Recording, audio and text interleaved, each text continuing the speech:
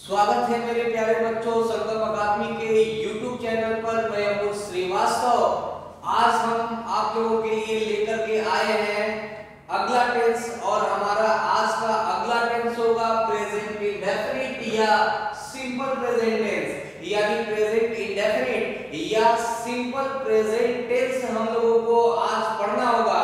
तो आइए हम सबसे पहले बात करते हैं प्रेजेंट इंडेफिनिट या सिंपल प्रेजेंट टेंस का पहचान क्या होता है।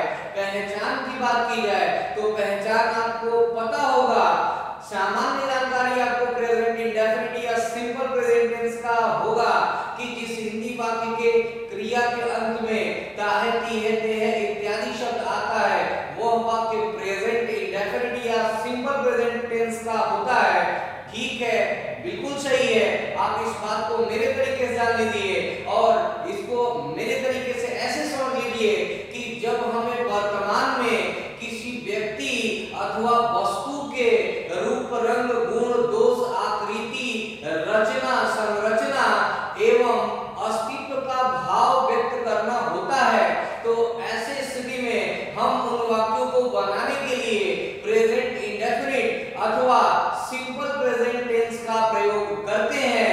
यह प्रेजेंट इंडेफिनिट या सिंपल प्रेजेंट टेंस का पहचान हो जाएगा। फिर से मैं आपको बता दूं कि जब हमें वर्तमान में किसी व्यक्ति अथवा वस्तु के रूप रंग गुण दोष आकृति रचना संरचना एवं अस्तित्व का भाव व्यक्त करना होता है तो ऐसे स्थिति में हम उन वाक्यों को बनाने के लिए प्रेजेंट इंडेफिनिट अथवा सिंपल प्रेजेंट टेंस का प्रयोग करते हैं। यह आपको पहचान मिल गया, लेकिन इतना ही पर्याप्त नहीं है। इसके साथ कुछ और भी चीजें आपको पता होनी चाहिए, कुछ और भी इसके साथ बातें हैं जो आपको समझने की जरूरत है। और अगली बात यह है कि जब हमें वर्तमान में किसी सदैव सत्य होने वाली बात अर्थात यूनिवर्सल ट्रुथ का भाव व्यक्त करना होता है अथवा वर्तमान में किसी आदत का भाव व्यक्त करना होता है तो ऐसे स्थिति में भी हम उन वाक्यों को बनाने के लिए प्रेजेंट इंडेफिनिट अथवा सिंपल प्रेजेंट टेंस का ही प्रयोग करते हैं। अर्थात यह बात स्पष्ट हो गई कि जब हमें वर्तमान में किसी सदैव सत्य होने वाली बात अर्थात यूनिवर्सल ट्रुथ का भाव व्यक्त करना होता है अथवा वर्तमान में किसी आदत का भाव व्यक्त करना होगा तो ऐसे स्थिति में हम उन वाक्यों को बनाने के लिए प्रेजेंट इंडेफिनिट अथवा सिंपल प्रेजेंट टेंस का प्रयोग करते हैं। इस प्रकार से आपको जानकारी मिल गई, पहचान आपको पता हो गया। पहचान प्रेजेंट इंडेफिनिट अथवा सिंपल प्रेजेंट टेंस का यह सामने आपके है, स्क्रीन बोर्ड पे दिख रहा है। आप चाहें आप इसको नोट कर सकते हैं, स्क्रीनशॉट ले सकते हैं। तो इस प्रकार से आपको प्रेजेंट इंडेफिनिट या सिंपल प्रेजेंट टेंस का पहचान हमने बता दिया। आगे हम बात करते हैं तो अगली बात यह है कि प्रेजेंट इंडेफिनिट या सिंपल प्रेजेंट टेंस में ही हम इज एम आर का प्रयोग बेसिकली करते हैं। प्रेजेंट इंडेफिनिट या सिंपल प्रेजेंट टेंस में ही इज एम आर का प्रयोग हम करते हैं। इस बात को हम प्रूव कर देते हैं कि प्रेजेंट इंडेफिनिट या सिंपल प्रेजेंट टेंस में ही इज एम आर का प्रयोग हम करते हैं। कैसे, इस बात को हम प्रूव कर देते हैं।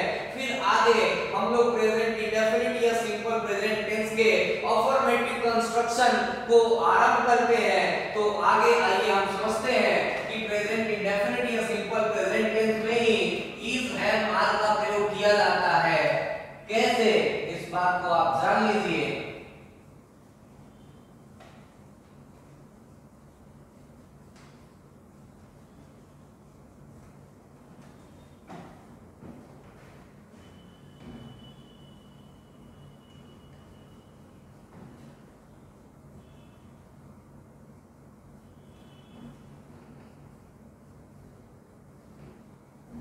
जैसे एक सेंटेंस है,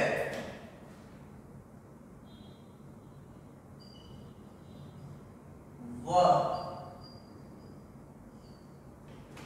एक अध्यापक को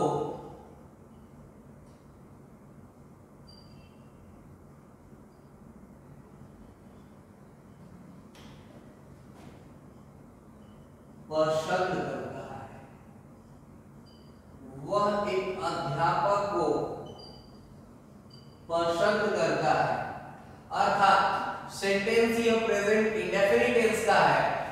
जब हम ट्रांसलेट करेंगे तो हो जाएगा he likes a teacher, he likes a teacher, वह एक अध्यापक को पसंद करता है। बिल्कुल यह सेंटेंस सही है। इसी प्रकार से अगला एग्जांपल हम लिखते हैं, वह एक अध्यापक है, वह एक अध्यापक है। देखिए सेंटेंस यह भी प्रेजेंट इंडेफिनिट टेंस का है, सेंटेंस यह भी प्रेजेंट इंडेफिनिट टेंस का है। इस सेंटेंस के वर्ब के अंत में ता है, ती है, ते है में से कोई ना कोई आया है, इसलिए आपने इसको आसानी से पहचान कर लिया कि यह सेंटेंस प्रेजेंट इंडेफिनिट टेंस का है। और प्रेजेंट इंडेफिनिट टेंस का आपने रूल लगाया, प्रेजेंट इंडेफिनिट के नियम के अनुसार आपने इसको ट्रांसलेट कर लिया। ही लाइक्स अ टीचर, वह एक टीचर को पसंद करता है। सब्जेक्ट इस सेंटेंस में ही है, वर्ब इसमें लाइक्स है। आपने एस या ईएस इसलिए इसमें जोड़ दिया है, लाइक के साथ आपने एस का प्रयोग इसलिए किया है क्योंकि सब्जेक्ट सिंगुलर है। और नियम होता है कि अगर सिंगुलर सब्जेक्ट होता है तो सिंगुलर वर्ब का प्रयोग करते हैं, अगर प्लूरल सब्जेक्ट होता है तो प्लूरल वर्ब का प्रयोग करते हैं। यानी सिंगुलर सब्जेक्ट होने पर सिंगुलर वर्ब और प्लूरल सब्जेक्ट होने पर प्लूरल वर्ब का प्रयोग हमें करना होता है। और कोई भी क्रिया, कोई भी वर्ब जब अपने प्योर फॉर्म में होती है, जब अपने ओरिजिनल फॉर्म में होती है तो सदैव वह प्लूरल फॉर्म में होती है। और किसी भी क्रिया को प्लूरल से सिंगुलर में बनाने के लिए हमें एस या ईएस जोड़ना पड़ता है। अर्थात किसी भी क्रिया को प्लूरल से सिंगुलर में बनाने के लिए हमें एस या ईएस उसमें जोड़ना पड़ेगा।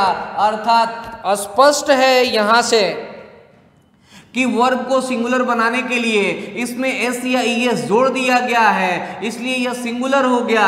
तो सिंगुलर सब्जेक्ट के साथ सिंगुलर वर्ब का प्रयोग किया गया है। यह भी सेंटेंस प्रेजेंट इंडेफिनिट टेंस का है। इसमें सब्जेक्ट है वह के लिए लिख लेंगे ही, उसके पश्चात हमें लिखना होगा वर्ब। वर्ब की बात की जाए तो वह एक अध्यापक है। इसमें क्रिया क्या है भाई, इसमें क्रिया दिख रही है को कहते हैं इंग्लिश में होना, और होने को इंग्लिश में कहा जाता है बी। तो वर्ब हो गया B, he be a teacher, भाई ऑब्जेक्ट के रूप में दिया हुआ है टीचर, तो सेंटेंस हो गया ही बी अ टीचर। लेकिन यह सही नहीं है, गलत हो गया। गलत इसलिए है क्योंकि सब्जेक्ट यहाँ सिंगुलर है, तो वर्ब को आपने यहाँ पर सिंगुलर बनाने के लिए एस या ईएस जोड़ दिया है। इसी प्रकार से यहाँ भी सब्जेक्ट सिंगुलर है, तो वर्ब को सिंगुलर बनाने के लिए इसमें एस या ईएस जोड़ना पड़ेगा, तब यह सही होगा। हमने एस या ईएस जोड़ दिया और हमने एस या ईएस जोड़ दिया तो यह बन गया बीज। अर्थात अब सेंटेंस यह सही हो जाएगा कि ही बीज अ डॉक्टर, और यह सेंटेंस बिल्कुल सही है। ही बीज अ ही बीज अ टीचर, वह एक अध्यापक है। अब सेंटेंस यह बिल्कुल सही हो गया, और सही है भी क्योंकि जो रूल यहां पर फॉलो किया गया है वही रूल यहां भी फॉलो किया गया है। यहां भी सब्जेक्ट सिंगुलर है, वर्ब को सिंगुलर बनाने के लिए एस या ईएस जोड़ दिया गया है। यहां भी सब्जेक्ट सिंगुलर है, वर्ब को सिंगुलर बनाने के लिए एस या ईएस जोड़ दिया गया है। तो सिंगुलर सब्जेक्ट के साथ सिंगुलर वर्ब, यहां भी सिंगुलर सब्जेक्ट के साथ सिंगुलर वर्ब। और यह सेंटेंस यदि सही है तो इसको भी आपको सही मानना होगा, और बिल्कुल यह सही है। ही बीज अ टीचर, बिल्कुल सेंटेंस सही है। लेकिन चूंकि हम लोग पढ़ रहे हैं लैंग्वेज, भाषा पढ़ रहे हैं, और भाषा का मतलब ही होता है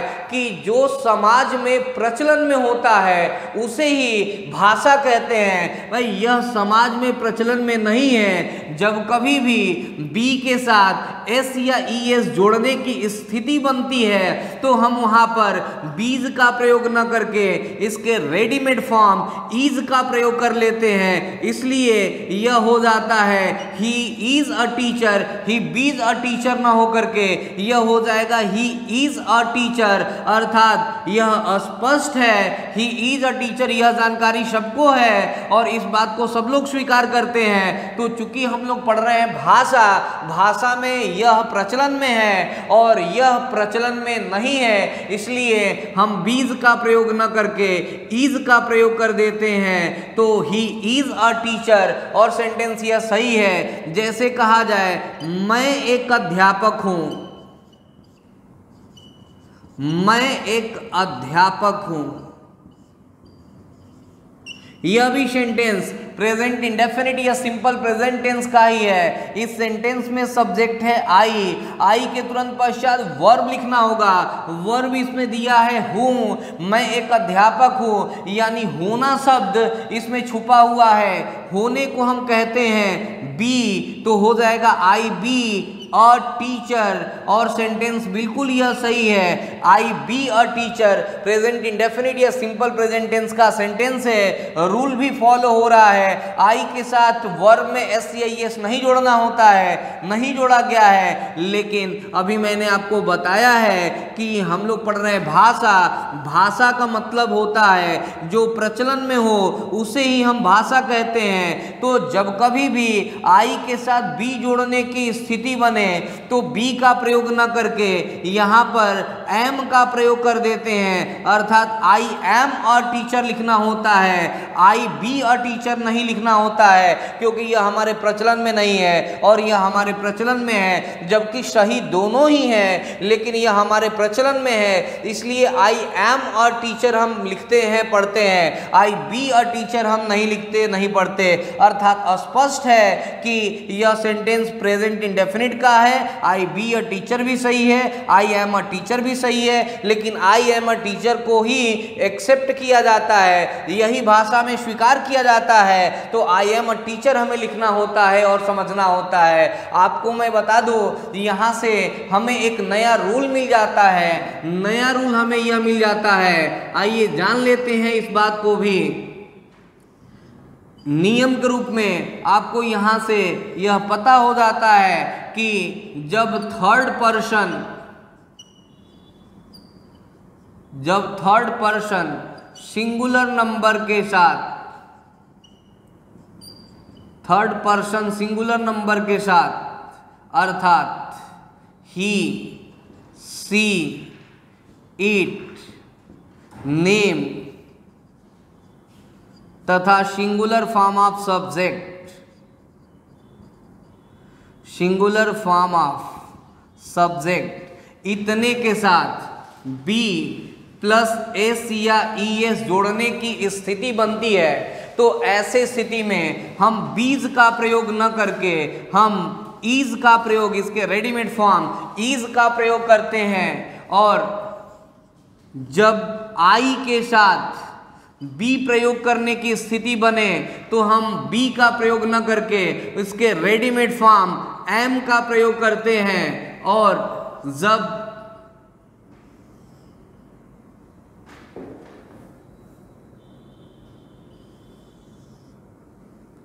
वी, यू, दे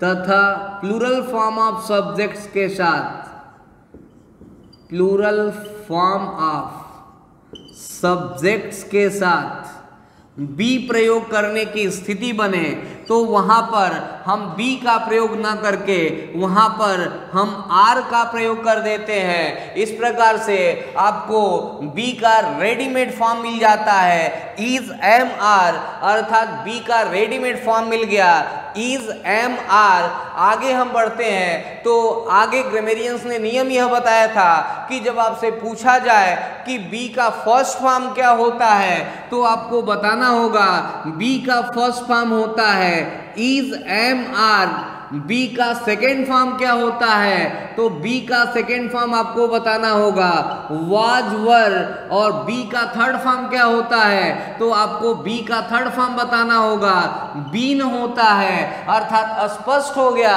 कि बी का first form is am are होता है, बी का सेकेंड फॉर्म वाज वर होता है, और बी का थर्ड फॉर्म बीन होता है। अर्थात बी का तीनों फॉर्म आपको पता हो गया। और चूंकि प्रेजेंट इंडेफिनिट या सिंपल प्रेजेंट टेंस में हमें वर्ब के फर्स्ट फॉर्म का प्रयोग करना होता है और वर्ब बी का first form is am are होता है, तो यहां से एक बात स्पष्ट हो गई कि प्रेजेंट इंडेफिनिट या सिंपल प्रेजेंट टेंस में ही हमें इज एम आर का प्रयोग करना होगा, क्योंकि इज एम आर क्रिया बी का फर्स्ट फॉर्म होता है। और एक और भी बात स्पष्ट हो गई कि पास्ट इंडेफिनिट या सिंपल पास्ट टेंस में ही हमें वाज वर का प्रयोग करना होगा, क्योंकि बी का सेकेंड फॉर्म होता है वाज वर, और पास्ट इंडेफिनिट या सिंपल पास्ट टेंस में हमें बी का सेकेंड फॉर्म वाज वर का प्रयोग करना होगा। तो यहां से यह बात भी प्रूव हो गई कि पास्ट इंडेफिनिट या सिंपल पास्ट टेंस में ही हमें वाज वर का प्रयोग बेसिकली करना होता है। तो यह बात आप याद रखेंगे कि बी का first form is am are होता है, बी का सेकेंड फॉर्म वाज वर होता है, और बी का थर्ड फॉर्म बीन होता है। क्योंकि हमें प्रेजेंट इंडेफिनिट या सिंपल प्रेजेंट टेंस में इज एम आर का प्रयोग करना होगा, क्योंकि हमें इस टेंस में वर्ब के फर्स्ट फॉर्म का प्रयोग करना होता है और बी का first form is am are होता है। तो यहां से प्रेजेंट इंडेफिनिट या सिंपल प्रेजेंट टेंस का पहचान भी पता हो गया, और यह भी पता कर लिए हम लोग कि प्रेजेंट इंडेफिनिट या सिंपल प्रेजेंट टेंस में ही इज एम आर का प्रयोग हमें करना होता है। आगे हम लोग बढ़ते हैं, आगे अब अफर्मेटिव कंस्ट्रक्शन की ओर बढ़ते हैं। दो बातें तो यहां से बता दिया गया, आपको पहचान बता दिया गया और यह प्रूव कर दिया गया कि प्रेजेंट इंडेफिनिट या सिंपल प्रेजेंट टेंस में ही इज एम आर का प्रयोग किया जाता है। अब आगे हम आरंभ करते हैं अफर्मेटिव सेंटेंस, यानी अफर्मेटिव सेंटेंस को हम कैसे ट्रांसलेट करते हैं, अफर्मेटिव कंस्ट्रक्शन क्या होता है, रूल क्या कहता है। तो आइए हम इस बात को भी समझने का प्रयास करते हैं। अफर्मेटिव कंस्ट्रक्शन यानी सकारात्मक वाक्य को कैसे हम ट्रांसलेट करेंगे।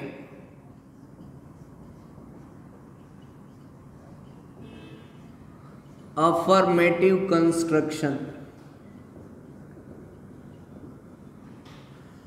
सबसे पहले आपको लिखना होगा सब्जेक्ट, सब्जेक्ट के तुरंत पश्चात आपको लिखना होगा वर्ब का फर्स्ट फॉर्म, वर्ब के फर्स्ट फॉर्म में एस या ई एस जोड़ना होगा। इसके तुरंत पश्चात ऑब्जेक्ट लिखेंगे, ऑब्जेक्ट के तुरंत पश्चात एटसेट्रा लिखना होगा, और अफर्मेटिव सेंटेंस के अंत में फुल स्टॉप लगा देते हैं। तो इस प्रकार से अफर्मेटिव कंस्ट्रक्शन आपको पता हो गया। अब इस कंस्ट्रक्शन की सारी चीजें आपको पता होनी चाहिए। सबसे पहले सब्जेक्ट की बात की जाए, सब्जेक्ट आपको पता है कि doer in a sentence is called subject. वाक्य में कार्य करने वाले को कर्ता कहते हैं, कर्ता आपको पहचान करने आता है। आगे हमें लिखना होगा मेन वर्ब का फर्स्ट फॉर्म। वर्ब भी पता है कि verb shows the action done by the subject, क्रिया से ही किसी कार्य का करना या होना पाया जाता है। आपको क्रिया भी पता है और सामान्य जानकारी आपको होना चाहिए कि मेन वर्ब हिंदी सेंटेंस के अंत में ही प्रयोग होता है। तो मेन वर्ब का फर्स्ट फॉर्म लिखेंगे, मेन वर्ब के साथ एस या ई एस ज्वाइन करना होता है। अब समस्या यह है कि कहां पर हम वर्ब में एस या ई एस जोड़ेंगे और कहां पर नहीं जोड़ेंगे, तो इसको आप नोट कर लीजिए। यूज ऑफ एस या ई एस, कहां पर वर्ब में एस या ई एस जोड़ना होगा, कहां पर नहीं जोड़ना होगा, तो इसको नोट करते चलिए। थर्ड पर्सन सिंगुलर नंबर के साथ,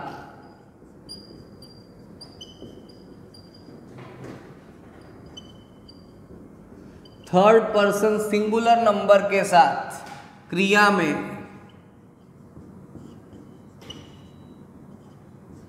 एस या ईएस का प्रयोग करते हैं,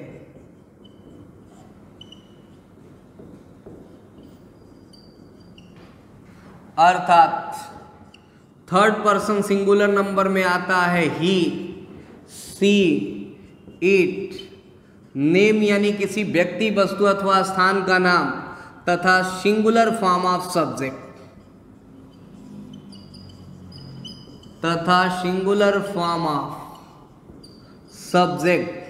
इतने के साथ हमें वर्ब में एस या ईएस जोड़ना होता है।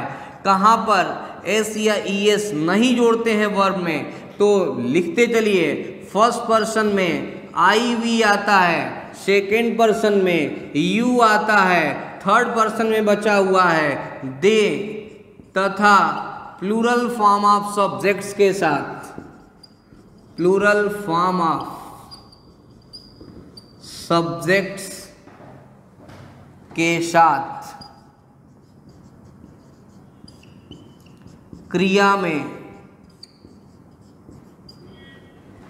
एस या ईएस का प्रयोग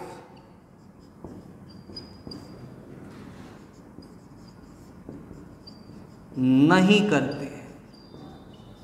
तो यहां से स्पष्ट हो गया कि आई वी यू दे तथा प्लूरल फॉर्म ऑफ सब्जेक्ट्स के साथ क्रिया में एस या ईएस का प्रयोग नहीं करते हैं। यहाँ पर आपको यह जानकारी हो गई कि वर्ब में कहाँ पर एस या ईएस जोड़ना है, कहाँ पर नहीं जोड़ना है। इसके तुरंत पश्चात ऑब्जेक्ट लिखना होगा। ऑब्जेक्ट की बात की जाए, आपको बताया गया है कि ऑब्जेक्ट दो प्रकार के होते हैं, डायरेक्ट ऑब्जेक्ट और इनडायरेक्ट ऑब्जेक्ट। डायरेक्ट और इनडायरेक्ट ऑब्जेक्ट को पहचान करने का तरीका आपको पता है। आगे आपको लिखना होगा एटसेट्रा। एटसेट्रा की बात की जाए, एटसेट्रा भी आपको बताया गया है कि चार चीजें आती है, मैनर, प्लेस, टाइम और रीजन। ये चारों चीजों को पहचान करने का तरीका आपको बताया गया है। तो इस प्रकार से अफर्मेटिव कंस्ट्रक्शन आपको बता दिया गया। आइए हम आगे बढ़ते हैं। तो अफर्मेटिव सेंटेंसेस को कैसे ट्रांसलेट करेंगे, यह कंस्ट्रक्शन जानने के बाद कुछ एग्जाम्पल भी जान लेते हैं। तो आपको जरूरत महसूस हो आप इसको नोट करते चलिएगा। आइए कुछ एग्जाम्पल भी हम लोग देखते हैं, समझने का प्रयास करते हैं।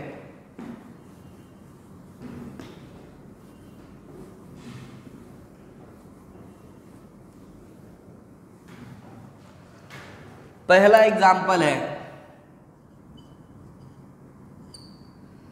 एक आदर्शवादी व्यक्ति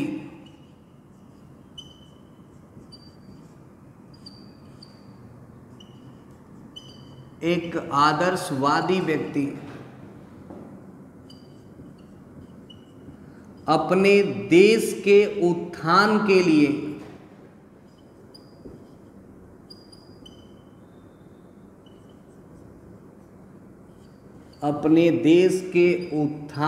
लिए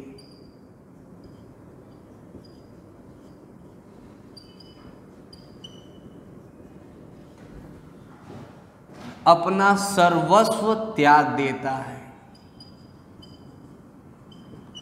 अपना सर्वस्व त्याग देता है।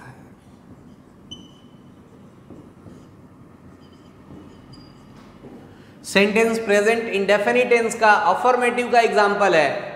सबसे पहले इस कंस्ट्रक्शन के अनुसार एक इसका सब्जेक्ट लिखना होगा। सब्जेक्ट है एक आदर्शवादी व्यक्ति, एन आइडियलिस्टिक पर्सन। आपने सब्जेक्ट लिख लिया, सब्जेक्ट सिंगुलर फॉर्म में है, इसके साथ हमें मेन वर्ब में एस या ईएस जोड़ना होगा। मेन वर्ब है त्याग देना, त्यागने के लिए गिव अप का प्रयोग करेंगे तो गिव्स अप हो जाएगा। इसके पश्चात ऑब्जेक्ट लिखना होगा, तो ऑब्जेक्ट इसमें है क्या त्याग देता है, व्हाट से प्रश्न कीजिए, आपको उत्तर में जो मिलेगा उसे डायरेक्ट ऑब्जेक्ट कहेंगे। तो क्या त्याग देता है, अपना सर्वस्व त्याग देता है, gives up his all, all यानी सर्वस्व। आगे बचा हुआ है अपने देश के उत्थान के लिए, तो अपने देश के उत्थान के लिए उत्थान करने नहीं लिखा गया है कि नाने नी से जुड़ा हुआ है तो TO2 से हम ज्वाइन कर देंगे। उत्थान के लिए यह नाउन है तो हो जाएगा फॉर द अपलिफ्टमेंट मतलब उत्थान होता है, for the upliftment of his country. और बिल्कुल यह सेंटेंस सही है। N idealistic person gives up his all for the upliftment of his country. आगे अगला एग्जाम्पल देखते हैं। नेक्स्ट एग्जाम्पल है हमारे देश के, या ऐसे लिखिए भारत के वीर सपूत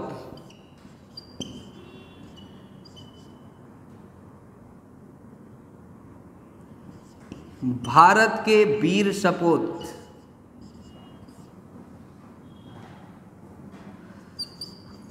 अपने देश के गौरव को बनाए रखने के लिए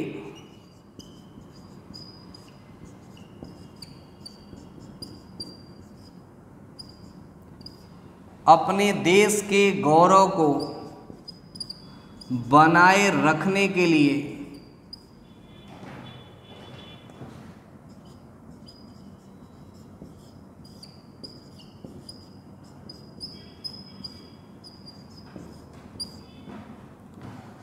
अपनी जान तक बलिदान कर देते हैं।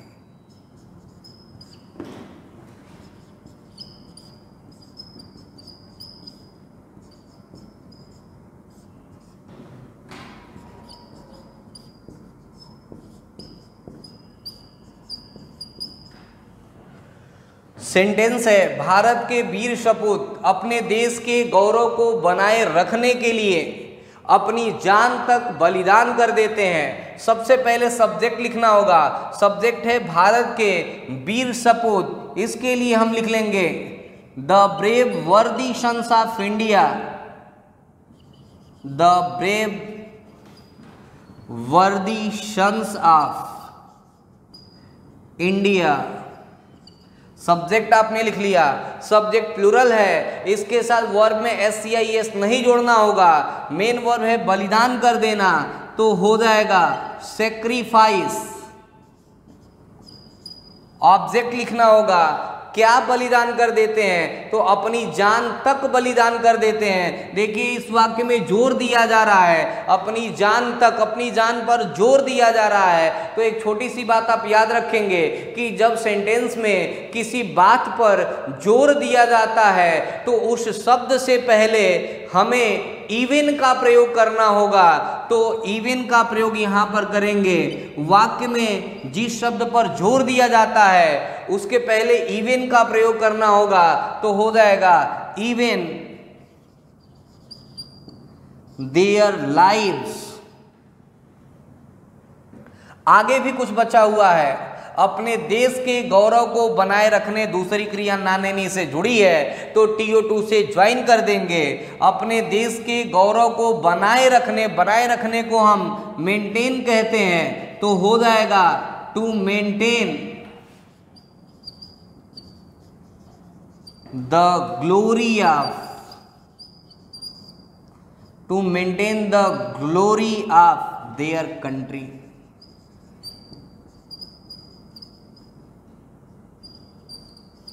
और बिल्कुल यह सेंटेंस सही है। द ब्रेव वर्दी sons of India sacrifice even their lives to maintain the glory of their country.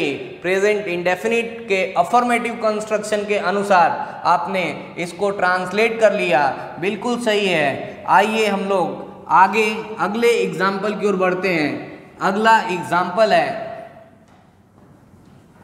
एक कायर पुरुष सदैव दृढ़ एवं मजबूत लोगों पर निर्भर रहता है। अगला सेंटेंस है एक कायर पुरुष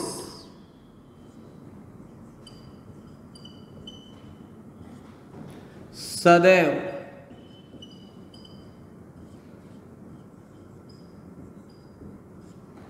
दृढ़ एवं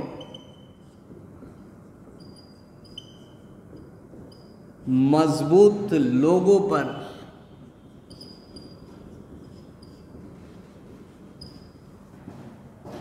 निर्भर रहता है।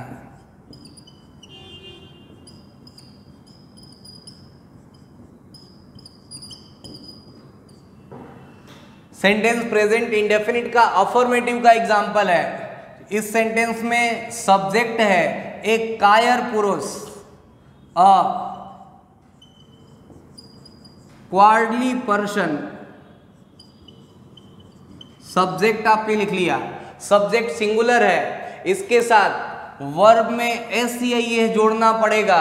इसमें वर्ब है निर्भर रहना, निर्भर रहने के लिए डिपेंड का प्रयोग करना होगा। लेकिन एक छोटी सी बात मैं आपको याद दिला दूं, एक नियम होता है कि यदि सेंटेंस में एडवर्ब ऑफ फ्रीक्वेंसी का प्रयोग होता है, एडवर्ब ऑफ फ्रीक्वेंसी जैसे ऑलवेज को एडवर्ब ऑफ फ्रीक्वेंसी कहते हैं। ऑलवेज हुआ, नेवर हुआ, ऑलरेडी हुआ,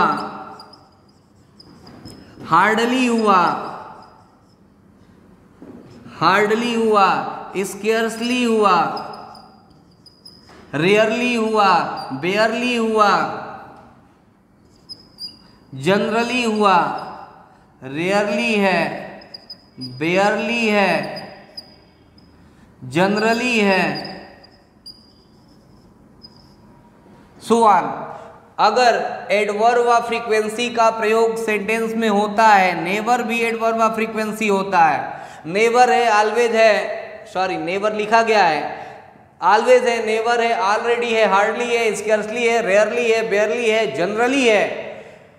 तो ऐसे स्थिति में एडवर्ब ऑफ फ्रीक्वेंसी का प्रयोग मेन वर्ब से पहले हमें करना होता है। इस सेंटेंस में मेन वर्ब है निर्भर रहना, तो मेन वर्ब से पहले हमें एडवर्ब ऑफ फ्रीक्वेंसी का प्रयोग करना होगा, क्योंकि एडवर्ब ऑफ फ्रीक्वेंसी आया हुआ है ऑलवेज, तो हो जाएगा a cowardly person always depends on the firm and strong people. Firm and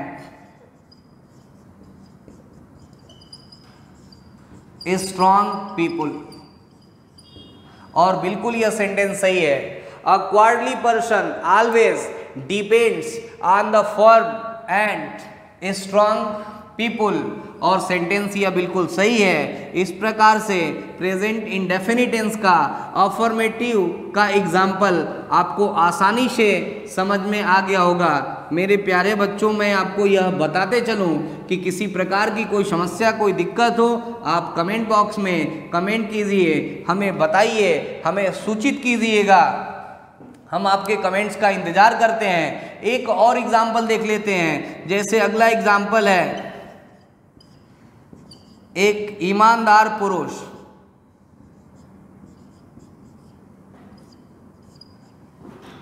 एक ईमानदार पुरुष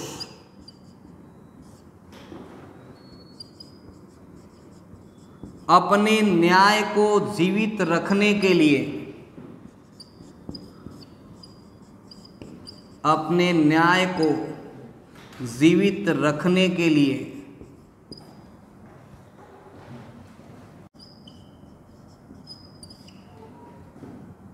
अपने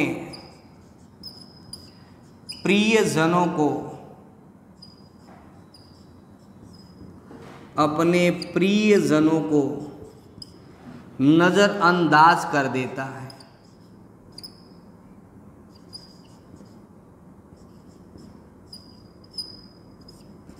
नजरअंदाज कर देता है। सेंटेंस प्रेजेंट इंडेफिनिट का अफर्मेटिव का है, सब्जेक्ट इस सेंटेंस में है एक ईमानदार पुरुष। एक ईमानदार पुरुष के लिए लिख लेंगे an honest person. Subject singular form में है, तो इसके साथ वर्ब में हमें एस या ई एस जोड़ना होगा। इस सेंटेंस में मेन वर्ब है नजरअंदाज करना। नजरअंदाज करने के लिए निग्लेक्ट का प्रयोग करेंगे, तो निग्लेक्ट में एस जोड़ना होगा, निग्लेक्ट से हो जाएगा, तो यह सेंटेंस हो जाएगा an honest person neglects. Object लिखना होगा मेन वर्ब के पश्चात। ऑब्जेक्ट है किसको नजरअंदाज कर देता है, अपने प्रियजनों के लिए, तो हो जाएगा neglects his. dear and near ones, his dear and near ones। आगे बचा हुआ है अपने न्याय को जीवित रखने, ना नैनी से यह दूसरी क्रिया जुड़ी हुई है तो TO2 से ज्वाइन कर देंगे तो हो जाएगा to keep his justice, to keep his justice alive.